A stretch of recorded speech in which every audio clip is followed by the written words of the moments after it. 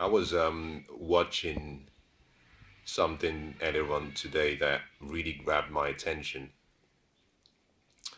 It was what I consider, in my opinion, to be Martin Luther King's best speech, and unfortunately, it wasn't, and it's not the very popular one that most people are familiar with. The one he gave in the Lincoln Memorial. It's not that I have a dream speech. That speech in itself is remarkable. But this was the last speech he gave before his assassination. And I listened to this, and I had my eyes were just filled with a lot of tears, and I could feel his passion and his pain. I think the name of the speech is called On the Mountain Top. If you haven't seen it, it's worth listening to, and you simply have to listen to the last part of it to understand the how significant it was. It's called On the Mountain Top. I think you can find it on YouTube or any other social media video sharing platform. It's about 2 minutes, or 2 minutes and 40 seconds, or 3 minutes at the most. I don't know, but it's short. What got my attention was the words he chose, but how he expressed himself, and the you could feel the passion in his words, but also you could feel the sadness, and the unspoken challenges that he was trying to convey. He's one of the men I really admire, and I consider him to be one of the greats. And let me just define greatness slightly before I move on, so you understand what I mean. It's very difficult for anyone to say another person is great or another person was great. The reason I say that is because I'm of the opinion that greatness is not based on what you do alone. Greatness, it has nothing to do with your salary. It has nothing to do with your net worth or your income. Greatness has very little and nothing to do with the number of followers you have and the people who like you. Greatness has nothing to do with the family you were born into, or has nothing to do with the family you were not born into. Similarly, just as your wealth doesn't make you great, your lack of wealth, doesn't make you great. You know, we know of a number of people who have been born very poor, who people have considered them to be great simply because they were poor. And I don't think in any way your social status, your wealth status, your possessions makes you great. My favorite book says that a man's life does not consist of the abundance of his possession. The word man in that instance is referring to both male and female. I think, in my opinion, that greatness is simply fulfilling the purpose for which you were born. You know, completing that work that you have been given as a task for life. We're all here for a reason, and we're here, and I believe we're here individually to make this earth a better place for the generations to come, to allow the greatness in us to show forth and make a difference. Now, part of the reason I said it's difficult for anyone to say another is great is because no one understands and no one is given your purpose but you. So you are the only one who really know in your heart whether you're fulfilling the purpose for which you were born. Every product is made for a reason. Every product is made by a manufacturer. The manufacturer understands the purpose for which the product was made, and the service it's meant to provide, and the problems it's meant to solve. So only the manufacturer can say, yes, the product has been used for the specific reason for which it was made. But similarly, only the product can experience that feeling of doing what it was constructed or designed or made to do. So it's a difficult one. What we can do, however, is that we can, through observation, say that someone lived a great life, and we can speculate based on how they lived what their purpose was. Because purpose, whilst it defines what you were born to do, your purpose will birth your vision, your dreams, and through your vision, the world gets to know a part of that purpose you're trying to achieve. So on that basis, yes, there are some observations and commentary that can be made, but no one knows the whole entire purpose for which another person is born. We might know some of what should be part of that entire purpose, and we can judge based on that. And I say Martin Luther King was great, not because I can sit here and say he completed his purpose. No, because I haven't been given that ability. Greatness has more to do with you being great rather than you doing something that seems great. And I say that simply because we have a lot of people who have achieved a level of success and have done so much great things, but they haven't been great people. It has more to do with the character. It has more to do with you living greatness rather than you trying to be or what you've done being great. Martin Luther King was one of those few people who exemplified and preached what he practiced. Now, I've gone away from what I started on with, and if you've listened to my videos a number of times, then you know I do this a lot. So I offer no apologies. I go with my flow. But listening to this, going back to this speech, he said a few things there that were just moving, and that's what I want to ask you. I want to ask you two questions. These two questions were the questions that I walked away from the video with, and they've been in my heart. And I'm going to paraphrase some of the things he said, because I cannot remember everything. He said, that I've been to the mountaintop and I've seen the promised land. And he said, although I may not get there with you, that I want you to know that I am with you and I've seen it. Now, what is he trying to say here? He was indicating at that point in time that he knew he was about to die. He was indicating that the promised land was there, that this dream that everyone had been supporting him to make a reality was achievable. So he was giving hope. He was giving the vision. He was passing on that vision to the people there. And this was a speech he gave in a small church containing a few hundred people. But he was saying, listen, we have challenges ahead of us. I will not get there with you, but I've seen it. And because I've seen it, I'm sharing it that I've seen it.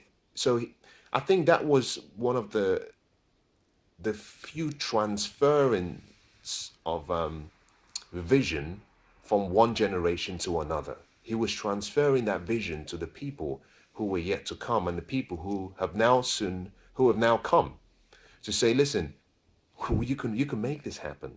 We can create a better world for everyone. But he also said, that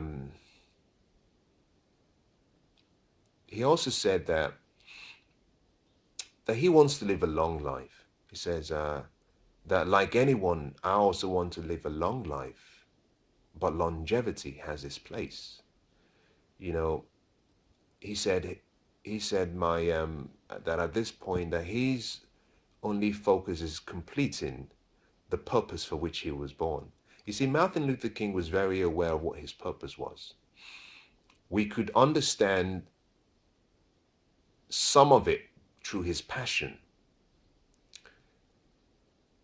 And that statement alone made me recognize and realize that until you find something that you're willing to die for, then there's a possibility that what you're doing is not necessarily your true life's purpose. And I'm going to ask you a number of questions to challenge you. And I want you to listen carefully, not because I have earned the right to ask you these questions. I'm asking you these questions because these are questions I'm asking myself. So in a way, I'm talking to myself right now, as funny as that might sound. The first question I want to ask you is, have you discovered your purpose? Do you know why you were born? Because there's nothing more tragic about life. There's nothing more sad in life than for one to live a life for 70, 80, 90, even 100 years on this beautiful earth through a remarkable experience and journey, but not really know why they were born in the first place, but also not completing, not fulfilling the purpose for which they were born. And I say that because until you discover your purpose, because all of us are here to make a difference, to create a better world, it means that whatever gifts that were given to you, that you might go away with those gifts and with that song still playing in you, that you might go away without that gift being used, and therefore you've literally, without realizing it, you've been selfish by keeping what belonged to the generations to come to yourself. And let me clarify that statement because it's a very direct statement to make. And remember, I said I'm talking to myself right now. Self-interest is very important. It's the first commandment: self-care, self-interest. For you to love yourself, very important. Self-love always precedes loving other people, because you cannot give what you do not have. And when you love yourself, now you have, and now you can love other people. Selfish, on the other hand, is a different thing. Self-care, self-interest is you taking what you believe you deserve, what is for you, and giving it to yourself. We all need to do that. We all need self-care. We all need self-interest. But we need to look beyond ourselves. And that is where the greater life, the more significant life, the abundant life, the extraordinary life comes, when you start to look beyond yourself.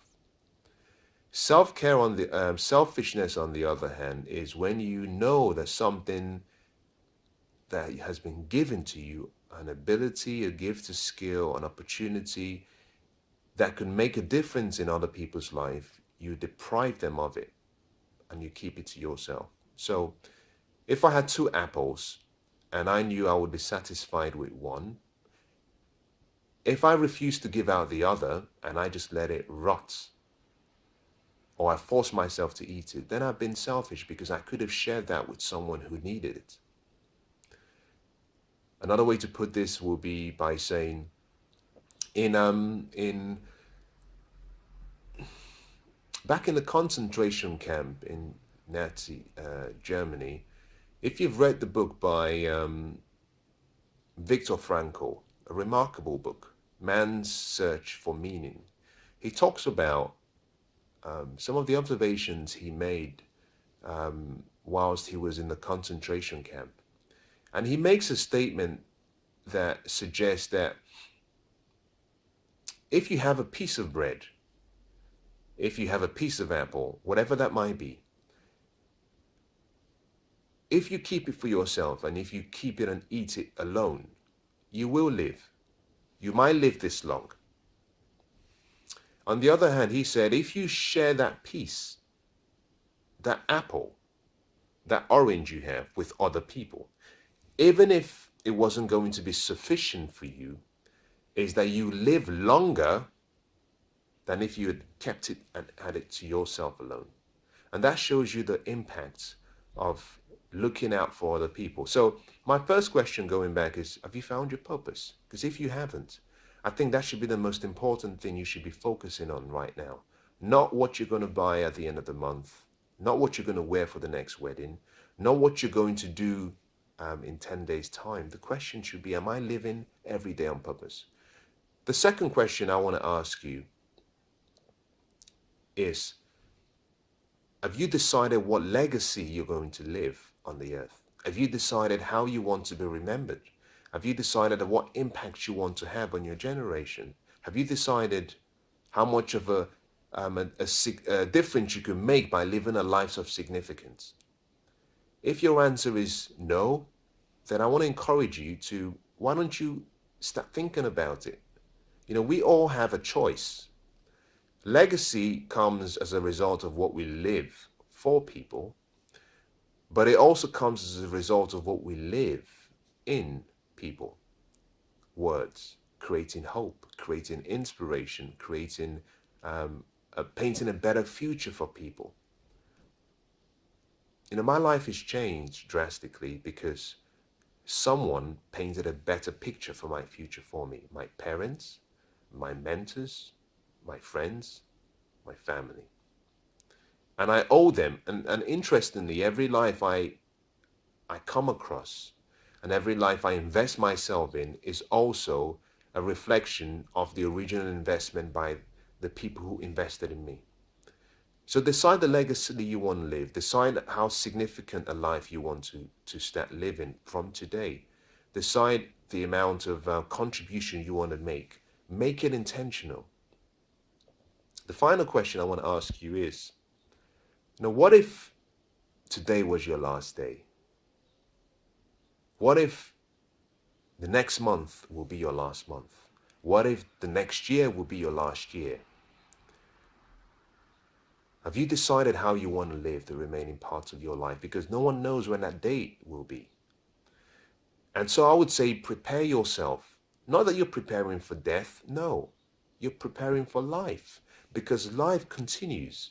You know, there is no such thing as death. You know, it's life which just changes form. So prepare yourself. Start thinking beyond instant gratification and now. Now let me go back to Martin Luther King's speech before I summarize. He also made a statement that I thought was quite interesting. Very interesting.